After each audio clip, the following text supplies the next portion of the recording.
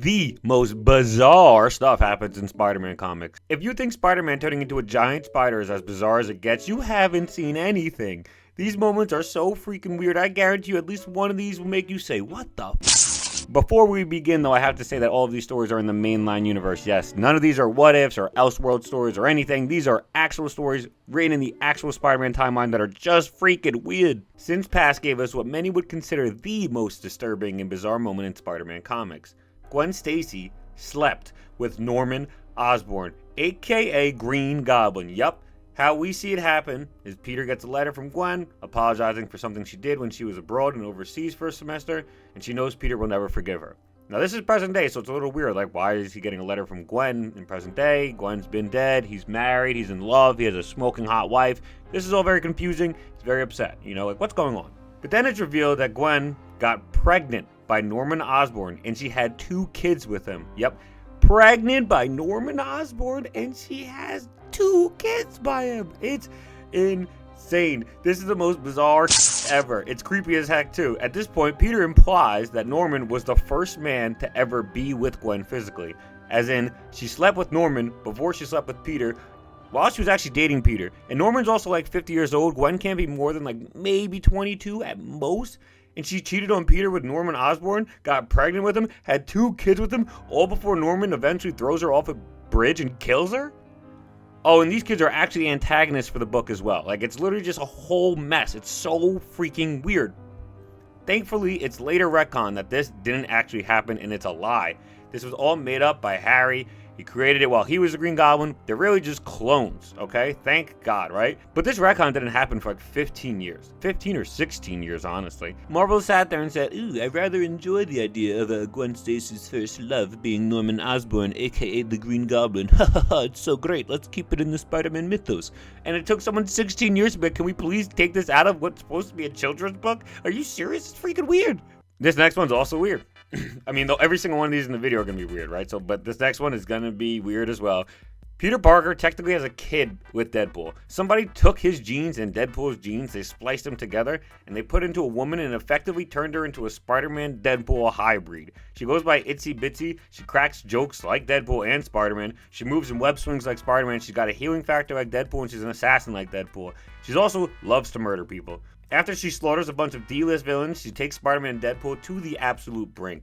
Due to her having Deadpool's healing factor, she was nigh impossible to kill. I mean, like, literally impossible to kill. Spider-Man had designed all this weaponry. He was really about to vaporize her. At the end, Deadpool ends up vaporizing her, but they literally vaporize her down to her atoms. Like, there could be nothing left of her in order to make sure she doesn't come back. And they hint that she still could come back in the very end. Like, it's kind of crazy. This one is straight up bizarre in the sense that Spider-Man and Deadpool are often hinted as being lovers. Mostly jokingly, but there was a writer out there who said, yo, if they were lovers, they'd have a kid together. Imagine that. Imagine how funny this could freaking be if we made a Spider-Man and Deadpool kid. And it's really not a bad story at all. It's just weird when you think about it. It's not bad, though. I really rather think it's funny.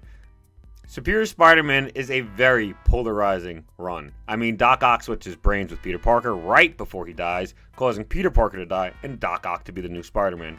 This off-rip is pretty freaking weird. It's bizarre, it's crazy, it's wild, it's random.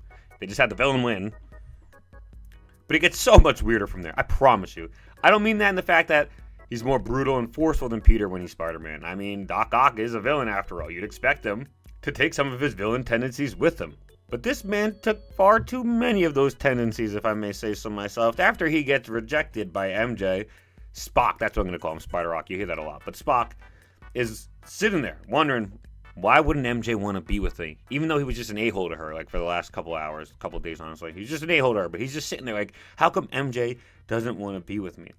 And then Spider-Man in the back of his brain, Peter Parker's like, haha, she doesn't like you. You're never going to be with her. It's not meant to be. That's my perfect love. And then Doc Ock, Spider-Man, Spock is like, I could be with her whenever I want. I have access to Peter Parker's memories. He then goes through and relives all of Peter's intimate moments with MJ. Man was watching MJ and Peter's relationship like it was a porno. And if that isn't the worst part, when Peter first gets swapped into Doc Ock's brain, he doesn't really know how to go through his memories, but he still tries, right? He's trying to figure out a way out of Doc Ock's body. He sees some bad memories of Doc growing up and like Doc getting beat up by Spider-Man and whatnot, and he's like, come on, give me a good memory. Guess what flashes up?